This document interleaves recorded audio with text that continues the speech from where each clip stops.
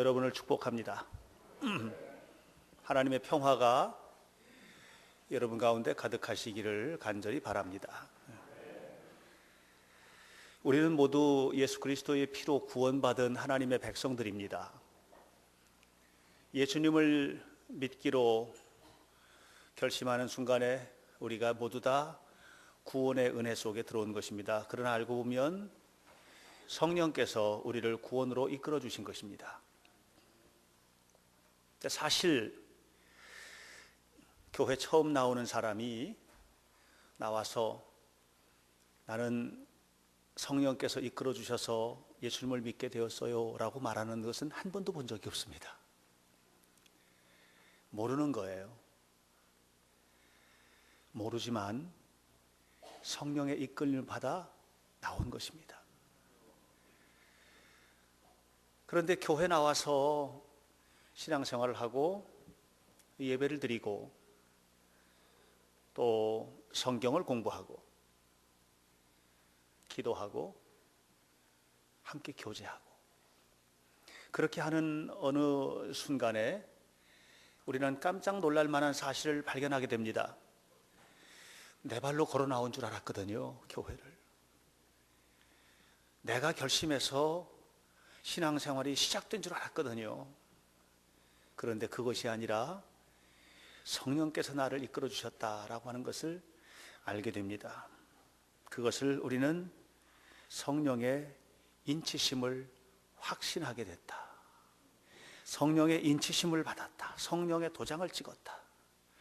라고 이렇게 표현을 합니다. 이것을 다른 말로 하면 성령의 세례라고 말을 하기도 하는데요.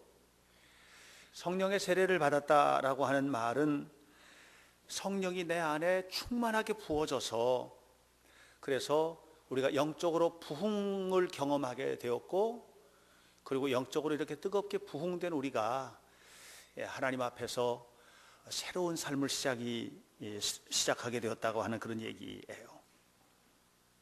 이때 우리 안에 진정한 영적인 부흥의 상태가 이루어지는데 이때 이제 부흥이라고 하는 말은 내 안에 예수님이 가득해졌다. 또 내가 주님으로 말미암아서 생각하고 말하고 행동하게 됐다라고 하는 그런 표현입니다. 우리가 부흥 그러면 뭐 숫자가 많아지고 이렇게 이해할 수 있는데 주여 나에게 부흥을 주옵소서라고 하는 것은 내 안에 성령으로 가득 찬 상태가 되는 거예요. 이런 사람이 기적을 경험하게 됩니다. 이런 사람이 변화를 경험하게 됩니다. 교회 나와서 집사가 되고 권사가 되고 장로가 되고 또 목사가 된다고 해서 변화되는 게 아니에요. 그건 직책이에요. 직책. 변화는 성령의 기름 부음 속에서 이루어지는 사건이에요. 직책이나 직분이 아니에요. 성령의 기름 부음으로 충만해질 때, 다시 말하면 성령의 인치심을 경험하게 될 때 우리는 부흥 또는 변화를 경험하게 되는 것입니다. 이렇게 성령의 인치심을 경험하고 내가 구원받은 하나님의 자녀다, 나는 하나님의 자녀가 되었다라고 하는 것을 확신하게 되면 삶의 많은 부분이 바뀌어집니다. 달라집니다. 예를 들면 사랑하는 마음이 생겨요. 사랑할 수 없는 사람도 사랑하게 돼요. 용서하는 마음도 생겨요. 죄를 미워하게 돼요. 죄 짓는 자리에 가지 않게 되죠. 참 이상하게도 내 안에 신비로운 무언가가 생겨요. 그래서 이 신비로운 무언가가 나를 이끌어가요.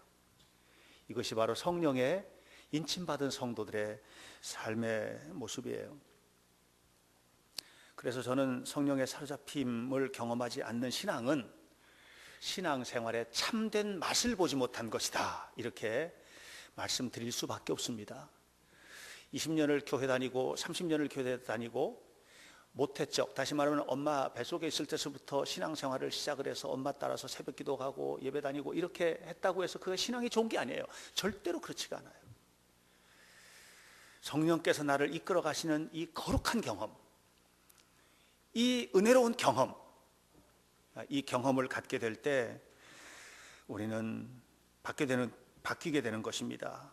어떤 시험이 와도 흔들리지 않아요. 그리스도인다운 삶을 살게 돼요. 구원받은 자답게 살게 돼요. 오늘은 제가 여러분들과 함께 구원받은 자로서의 삶, 구원받은 성도가 어떻게 살아가나, 구원받은 성도들은 사는 법이 달라요. 성령의 은혜 속에 살아가는 사람들은 사는 법이 달라요. 말하는 법이 달라요. 행동하는 법이 달라요. 다 달라요. 어떻게 살아갈까? 저는 그 첫 번째 출발점이 뭐냐 하면 구원받은 자로서 아들이 된다는 거예요. 하나님의 자녀로서의 경험입니다. 제가 작은 소제목을 달면서 하나님 자녀로서 깨달음이라고 말하지 않았어요. 하나님 자녀가 되었다는 경험, 이렇게 표현했어요. 굉장히 강력한 말이에요. 하나님의 자녀가 됐다고 하는 인식, 나는 하나님의 자녀예요, 나는 하나님의 자녀예요 하고 알고 있는 게 아니에요. 경험이에요. 경험. 하나님의 자녀로서의 삶이에요. 살아가는 거예요. 경험하는 거예요. 이게 구원받은 성도들에게 이루어지는 일이에요. 자, 보세요.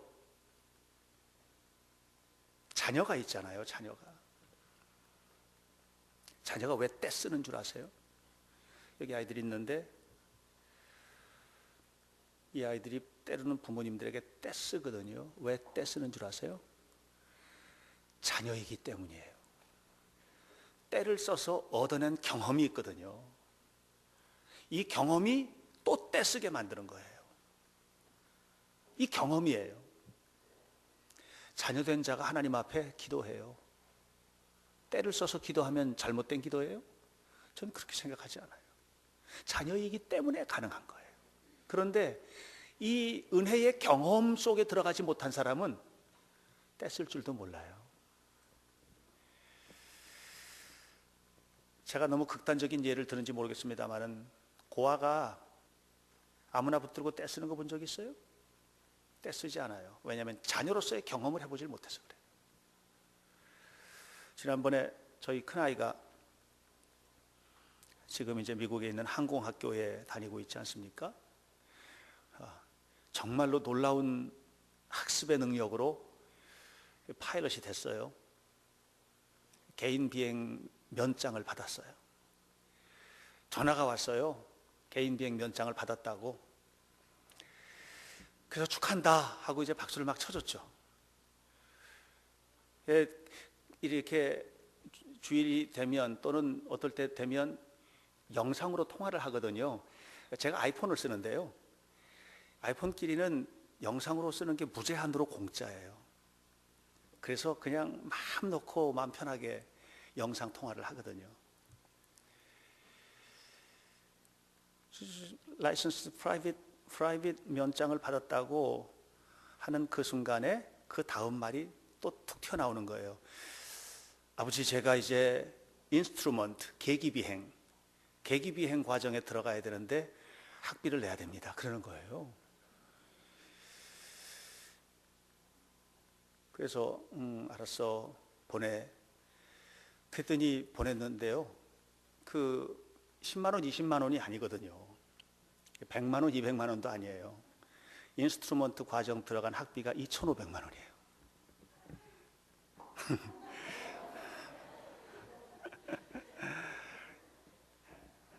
김효미 집사님 딸꾹질이 아주 적당한 때. 제가 돈이 어디 있어요? 2,500만 원이. 그래서 제가 가기만 하면 돈 내주는 데가 있어요. 여러분들도 필요하면 말씀하세요. 제가 소개해 드릴게. 이전에 외환은행에 가면 제일 싼 이자로 얼마든지 신용대출을 저한테 해줬어요. 그래서 대출 받아가지고 줬어요. 왠 줄 아세요?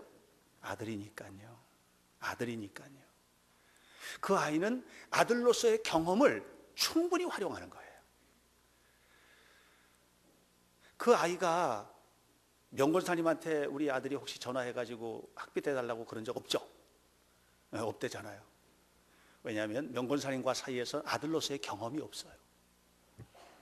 아들로서의 확신이 없는 거예요. 여러분, 우리가 아들로 산다는 게 얼마나 소중한 일인지 몰라요. 하나님의 아들이라는 확신, 이게 허물어지면 안 돼요. 하나님의 딸이라는 확신, 이게 무너지면 안 됩니다. 이것이 환경에 따라 흔들린다면 안 됩니다.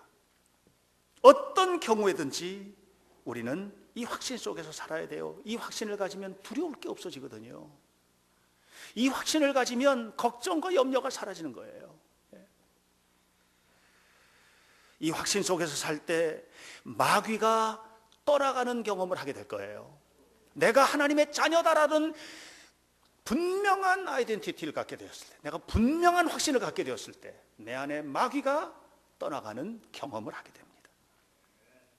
내가 지금 죽어도 천국 간다고 하는 건강한 확신을 갖게 되는 것입니다. 이런 사람이 하늘의 평화로 가득한 경험을 하는 거예요. 경험 뿐만 아니라, 그렇기 때문에 오늘 성경에 있는 말씀처럼 14절에 우리의 기업의 보증이 되사 하나님의 기업을 가지고 살게 되는 거예요. 하나님의 기업을 가지고. 이건희 씨가 기업 읽었는 줄 아세요? 아니에요. 아버지의 것을 물려받은 거예요. 기업을 물려받은 거예요. 왜냐하면 아들이기 때문이에요. 아들이기 때문에 아들로서 받을 수 있는 놀라운 축복을 누리는 거예요. 오늘 우리가 이 경험을 해야 돼요. 하늘의 기업을 가지고 하나님의 능력 안에서 하나님께서 기뻐하시는 삶을 살아갈 때 우리는 충만한 하나님의 영광 속에 살아가게 되는 것입니다. 경험 필요합니다. 여호수아가 평생 사는 동안에 모세가 하나님 만나는 걸 너무 많이 봤어요. 하나님 만나는 거예요, 계속. 근데 여호수아가 개인적으로 경험한 하나님이 아니에요. 모세가 죽었어요. 모세 죽은 후에 지도력이 여호수아에게 전부 다 물려줬어요. 이스라엘 백성은 이제는 모세가 아니에요. 여호수아가 끌고 가야 돼요. 모세가 말해요. 평생 하나님이 나와 함께한 것처럼 너와도 함께할 거야. 이것은 인식이에요. 머릿속에서 인식하는 거예요. 배우는 거예요. 학습되는 거예요. 여러분은 그런 학습을 많이 받으셨어요. 여러분은 하나님의 자녀입니다. 여러분은 하나님의 백성입니다. 여러분은 하나님의 기업을 가지고 살아가야 될 하나님의 사람입니다. 이거 알고 있어요. 저는 지금 인식을 말하는 게 아니에요. 알고 있는 걸 말하는 게 아니에요. 경험을 말하는 거죠. 여호수아가 완전히 바뀌어지는 경험을 해요.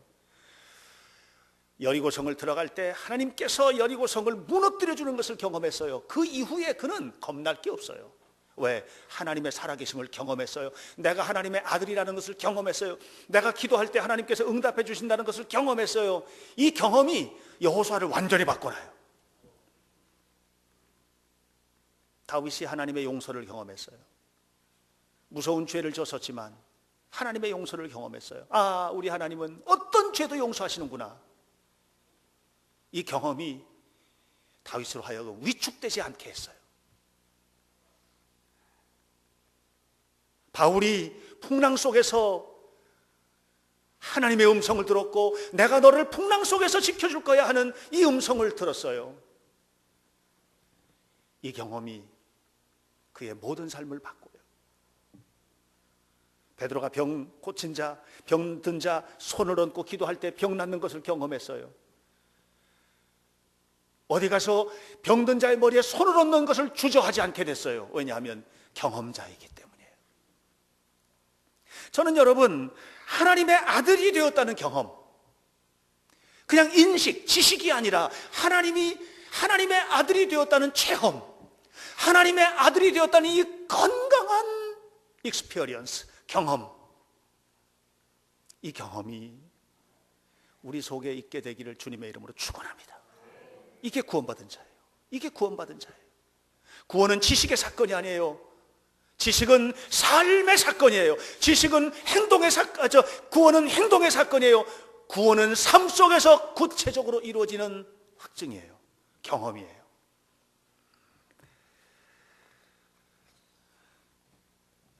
두 번째로 우리가 구원받은 성도답게 산다는 것은 뭐냐 하면 16절에 보면 이렇게 말해요. 내가 기도할 때 너희를 기억한다. 너희로 말미암아 너무 감사한다. 여러분 정말 감사하십니까? 모든 것에 성령께서 내게 인을 치셨다. 성령이 나와 함께 하신다. 성령의 세례를 받았다. 성령께서 이끌어 가신다라고 하는 이 얘기는 은사의 문제가 아니에요. 우리가 성령의 은사와 성령의 세례를 착각하면 안 돼요. 성령의 세례는 받았지만 은사가 나타나지 않을 수 있어요. 은사는 뭐냐? 하나님의 선물이에요. 언제? 하나님께서 필요하실 때 주시는 선물이에요. 이게 은사예요. 그러니까 은사는 항상 이루어지는 게 아니에요. 저는 제가 목회를 하는 동안에 신비로운 경험들 많이 했어요. 예를 들어서 기도했는데 암 환자가 고침받은 경험도 있어요. 제가 연변 가서 사역할 때 기도했는데 안진뱅이가 벌떡 일어난 적도 있었어요. 정말로 있었어요. 만약에 이게 내 거라면 제가요 여기다가 치료소 하나 만들어 놓고 돈 많이 벌 것 같은데요. 오면 그냥 한 1,000만 원씩 받고 안수해서 병 나주게 해주고, 그 우리 교회 빚도 다 갚을 텐데 건축빚 9억 남았거든요. 예. 김현미 집사님 다시 한번 하면 좋은데.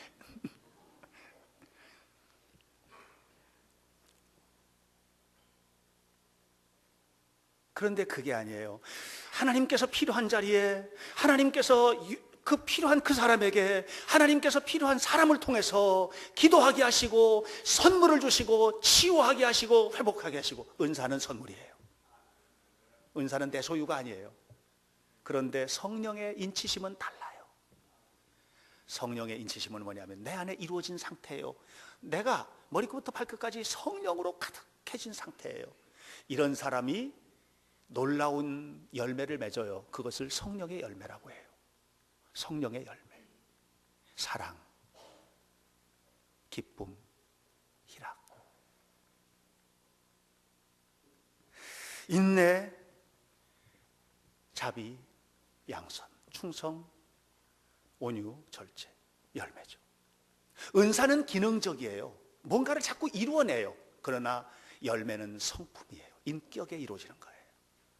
그래서 우리는 이 인격의 변화를 경험해야 돼요. 성령에 충만한 상태에서 제일 먼저 오는 것은 인격의 변화여야 해요. 변화, 인격의 변화. 이것은 어떻게 와요? 성령의 열매를 통해서 이루어지는 거예요. 여러분, 천사의 말을 하고 별별 일들을 다 한다고 하더라도 열매가 없으면 헛것이라고 고린도전서 13장에 말했어요. 열매예요. 그래서 여러분, 예수 믿는 사람들이 구원받은 자답게 사는 건 좋은 사람으로 사는 거예요. 근데 좋은 사람으로 살아가는 저는 아주 중요한 조건이 감사의 사람이 되는 것이라고 생각합니다. 감사의 사람.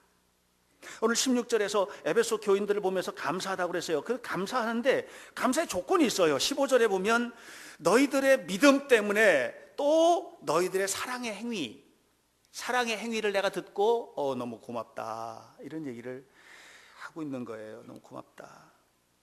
에베소 교인들은요 신앙의 내용을 가지고 있었어요. 신앙의 내용은 뭐냐면 믿음과 사랑이었어요.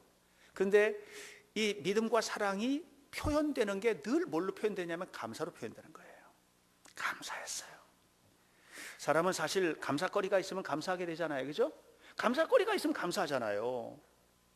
여러분들 1년에 감사헌금 언제 해요? 감사거리 있을 때 하잖아요. 근데 저는요 정말 매주 감사해요. 그래서 저는 1년 365일 매주 감사헌금을 해요. 왜냐하면 매주 감사한대요. 하나님 앞에 감사한 거예요. 그래서 감사가 어떤 조건으로 감사가 아니고 저는 체질적으로 감사의 사람이 돼야 된다고 생각해요.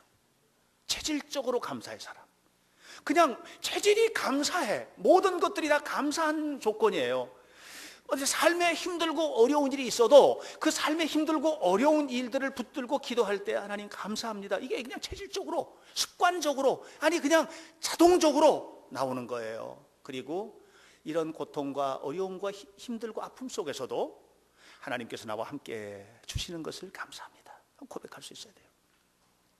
이게 변화를 위한 아주 중요한 요소가 돼요. 제가 요즘에 조개 얘기 가끔 하잖아요. 진주 조개 얘기. 조개 속에 모래알갱이 하나 들어갔단 말이에요. 감사의 조건 아니잖아요. 그래서 불평의 조건이니까 불평하게 되잖아요. 힘들어. 너무 힘들어.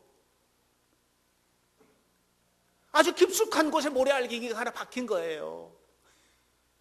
트레킹을 하는 사람의 발가락 사이에 모래알갱이가 하나 들어갔어. 얼마나 힘든지 몰라요.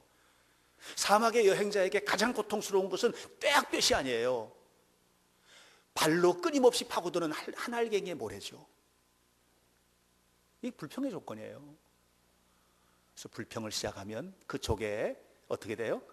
썩어요. 그런데 그걸 감사의 조건으로 받아들인 조개는 계속해서 그걸 핥는다고 표현하더라고요. 전문가들은 그 모래알갱이를 핥는데요. 계속 그러면서 그렇게 하면 계속 진액이 나온대요. 진액이 계속 핥아대면서 쓰다듬으면서, 예? 그 불평의 조건을 쓰다듬는 거예요. 계속 진액이 나와. 그러면서 어떻게 돼요? 그게 나중에 진주가 되는 거예요. 결국은 감사는 뭐예요? 여러분의 삶에서 진주를 캐내는 일이에요. 이게 그리스도인답게 살아가는 거예요. 구원받은 사람은 그렇게 사는 거예요. 감사의 조건 속에서만 감사하는 게 아닌 거예요. 사도 바울은 감사를 체질로 만든 사람이에요. 사도 바울의 서신을 읽어보세요. 로마서부터 빌레몬서까지 모든 성경을 읽어보세요. 성경을 여러분들 첫 줄, 두 줄, 세 줄을 넘어가기 전에 이미 한 단어를 발견하게 될 거예요. 그것은 감사라는 단어예요. 그는 모든 것을 감사했어요. 모든 주신 것을 감사했어요. 모든 주신 은혜를 감사했어요. 항상 감사했어요. 그랬기 때문에 바울의 삶에는 감사할 것밖에 없었어요. 어떤 사람은 자그마한 일에도 불평을 해요. 그 인생은 평생 죽을 때까지 불평과 썩은 마음으로 살 겁니다. 저는 우리 현대교회 성도들이 적어도 하나님의 아들로서의 경험을 하려면, 하나님의 살아계심을 경험하는 하나님의 아들로서의 경험자가 되려면 아주 중요한 것, 감사를 배우셔야 합니다. 또 한 가지 아주 중요한 것은 뭐냐 하면 사랑을 실천하는 것이에요. 오늘 성경은 이렇게 말합니다. 15절에서 모든 성도를 향한 너희들의 사랑의 행위를 내가 들었다. 믿음이란 뭘까? 믿음이란 하나님을 대하는 우리의 태도가 믿음이에요. 또 하나, 하나님의 말씀, 진리이신 말씀을 대하는 우리의 태도가 믿음이에요. 결국은 하나님에 대한, 그리고 진리의 말씀에 대한 우리들의 태도가 믿음으로 보여져요. 그런데 여기서 아주 중요한 것은 뭐냐 하면, 사랑은 뭐냐? 하나님에 대한 태도와 진리의 말씀에 대한 우리들의 태도가 행동으로 나타나는 게 사랑이에요. 다시 말하면 믿음이 행동으로 나타나는 게 사랑이에요. 믿음의 사람은 사랑해야 돼요. 믿음을 가지고 있노라고 하면서 사랑하지 않으면 안 돼요. 그래서 야고보서는 말했어요. 야고보 선지자가 2장 4절에서 말하기를, 만일 사람이 믿음이 있노라고 하면서 행함이 없으면 무슨 유익이 있겠느냐? 이런 믿음으로 자기를 능히 구원하겠느냐, 하느님 앞에서? 이렇게 이야기를 했어요. 사랑하는 여러분, 저는 우리 현대교회 거룩한 백성들 여러분들이 구원받은 자답게 사시려면 사랑하셔야 돼요. 사랑하셔야 돼요. 사랑이 필요합니다. 며칠 전에 서울대학교 배철현 교수를 만났거든요. 재밌는 얘기 하더라고요. 자기 하버드에서 박사학위 할 때, 그 하버드 대학교는 박사학위 과정에 들어가는 학생들에게 그 그룹핑을 하는데, 그러니까 이제 그룹 해가지고 기숙사에 들어가는데 재미있게 한대요. 5명이 한 기숙사 방에 들어간대요. 근데 어떻게 들어갔냐면, 한 사람은 흑인 목사, 키가 190이 넘고, 정말 흑인들은 뭐 이거 비하하는 게 아니라 체질적으로 그런가 봐요. 냄새가 많이 난대요. 이 키가 크고, 그래서 이 사람이 샤워장에 들어갔다 나오면 더럽고, 그리고 변기를 쓰면 막히고, 그래가지고 너무 힘들다는 거예요. 이런 사람. 또 한 사람은 이슬람교 사제. 이 사람은 시간만 되면 돗자리 펴놓고 절하고 뭐 이렇게. 이슬람교 사제. 또 한 사람은 라마교 승려. 라마교 승려. 티베트 불교 라마교 승려. 그다음에 또 한 사람은 무신론자. 아주 샤프한 똑똑한 무신론자. 이 사람이 지금 FBI의 암호 해독관으로 있대요. 똑똑한 사람이죠. 그 다음에 한 사람은 자기. 이렇게 5사람. 문제가 발생하는 거예요. 언제나. 문제는 어디서 발생하느냐? 샤워장에서 발생하는 거예요. 이 흑인 목사가 샤워장에만 들어갔다 나오면 폭탄을 맞는 거고, 변기만 갔다 오면 막히니까 똥이 굵어서. 그러니까 이게 뭐 견딜 수가 없는 거예요. 그래서 이 배철현 교수가, 이 철현이가 자기는 앞으로는 저 공동으로 사용하고 있는 밖에 있는 샤워장을 자기는 쓸 테니까, 그러니까 여기는 나는 이제 청소도 안 하겠고 아무것도 안 하겠다. 그러고 나갔대요. 그런데 얼마 지나고 났는데 이상한 현상이 벌어진 거예요. 샤워장이 너무 깨끗한 거야. 너무너무 깨끗한 거예요. 이상하다. 어떻게 이렇게 깨끗해졌나? 알고 보니까 라마교 승려가, 이 티베트 불교 승려가 이 흑인 목사가 샤워를 하고 나오면 청소를 하는 거예요. 1년이 지났어요. 1년이 지나서 이제 각자 다른 방으로 또 이렇게 흩어지게 되고 하는데, 이 무신론자가 친구들 모아놓고 우리가 가기 전에 내가 한마디만 하고 싶다고 그러면서 이런 말을 했대요.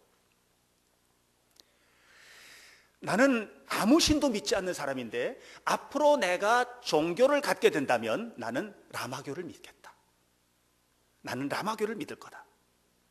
너 흑인 목사, 너는 하나님을 믿는 사람이라고 하는데 너는 문제만 일으키고 너가 일으킨 문제에 대해서 해결도 안 하고, 너 이슬람교 사제는 그 알라 신에게 절하는 거는 열심히 하는지 모르는데 남들의 고통과 아픔이라는 것을 아랑곳도 하지 않고, 너 한국에서 온 너는 이기주의자여서 너만 잘하겠다고 밖으로 나가버렸고, 그런데 이 모든 문제를 끌어안고 청소하고 깨끗하게 하고 한 사람은 저 라마불교 승려, 저 사람밖에 없었다. 저 사람은 자기가 믿는 종교를 삶으로 표현한 사람이다. 여기서 자기가 믿는 종교를 삶으로 표현한 사람은 저 라마 승려밖에 없다. 그래서 나는 만약에 종교를 갖는다면 저 라마 승려, 저 종교를 믿겠다. 이렇게 하고 갔대요. 너무 큰 충격을 받았대요. 저도 그 모습을 봤더라면 저도 라마불교 믿었을 것 같아요. 여러분 어떠세요? 여러분이 믿는 믿음을 삶으로 표현하고 계세요? 여러분이 믿는 믿음을 진지하게 삶 속에 표현하세요? 여러분의 가정 안에서, 여러분의 삶 속에서, 교회 안에서, 자녀들과의 관계 속에서 사랑의 행위를 실천하십니까? 정말 내가 사랑하고 있는 이 이기적인 마음이 아니고 내려놓고 정말 진실한 마음으로 그렇게 사랑을 실천하고 있는가를 제가 묻고 싶습니다. 사랑하는 성도 여러분, 구원받은 사람은 다르게 살아야 된다고 저는 생각합니다. 적어도 우리가 구원을 받았다면 구원받은 자다운 삶이 표현돼야 된다고 저는 생각합니다. 성도 여러분, 집사님 여러분, 권사님 여러분, 장로님 여러분, 이 가운데 함께하는 여러분 모두에게 제가 오늘 강력하게 도전합니다. 제가 요즘에 기도하면서 마음이 많이 답답했던 순간들이 너무 많아요. 우리 교회의 영성적인 흐름을 바라보면서도 마음이 답답한 부분이 있어요. 성도 사이의 교제와 이런 모든 부분들을 볼 때도 어떨 때는 기도하다가 막 환상이 보이는 거예요. 내 개인적인 경험이에요.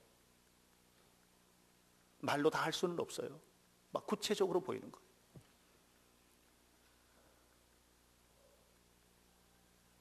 우리가 어떻게 하면 하나님 나라를 이 땅에 이룰까? 어떻게 하면 행복한 삶을 만들까? 어떻게 하면 행복한 가정을 만들까? 어떻게 하면 행복한 직장 생활이 가능할까?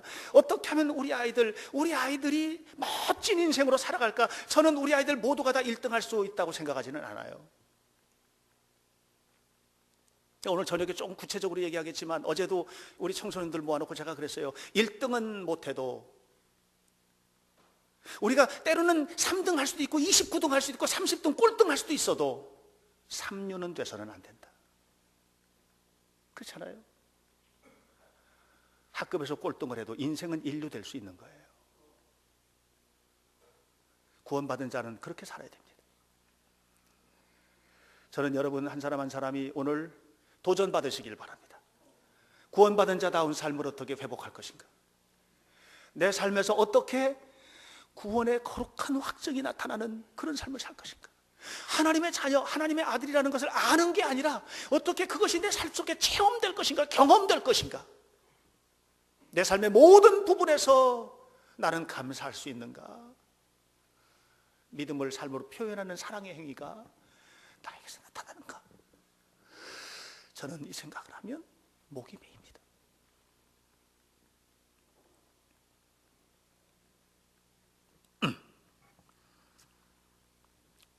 지금까지 살아왔던 삶에 대해서 문제 삼는 게 아니에요. 우리가 어떻게 살아갈 것인가에 대한 것을 저는 얘기하는 거예요. 지금까지 어떻게 살아왔느냐, 그거는 바꿀 수가 없어요. 어떻게 바꿔요? 그건 바꿀 수 있는 문제가 아니에요. 그러나 이제 앞으로 어떻게 살아갈 것이냐라고 하는 것은 계획하고 실천할 수 있는 거예요. 저는 가능한 얘기를 하는 거예요, 지금. 여러분 한 사람 한 사람이 하나님의 거룩하심에 사로잡힌 구원받은 성도로서 성령의 세례를 받고 성령의 인침을 받고 성령의 은혜 속에서 살아가는 거룩한 하나님의 백성들이 되시기를 바랍니다. 그래서 이 교회 안에 여러분의 삶 속에 하나님의 나라가 가득 채워지기를, 이루어지기를, 세워지기를 예수님의 이름으로 간절히 축원합니다. 기도하겠습니다. 하나님, 우리 삶을 통해서 하나님이 영광을 받으시고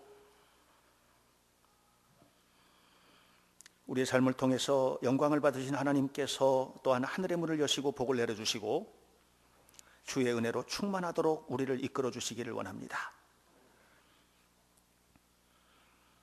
하나님, 구원받은 성도가 어떻게 예배를 잃어버릴 수가 있겠습니까? 예배를 잃어버린다는 것은 하나님 자녀답게 살지 않겠다고 하는 결심입니다.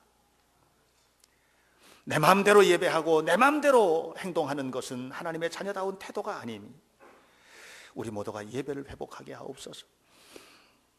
일주일에 한 번 주일 예배만 겨우겨우 유지하는 이런 신앙이 아니고 우리의 삶의 모든 예배를 회복하고 하나님 앞에 서는 거룩한 자녀가 되게 하옵소서. 서로 고마워하게 하시고 적어도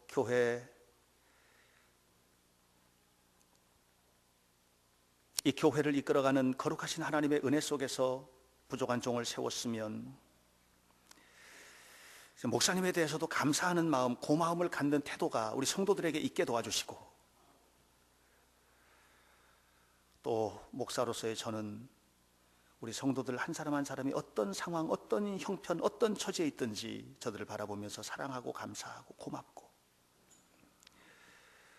그렇게 하나님 앞에 살아가는 아름다운 공동체가 되게 하옵소서.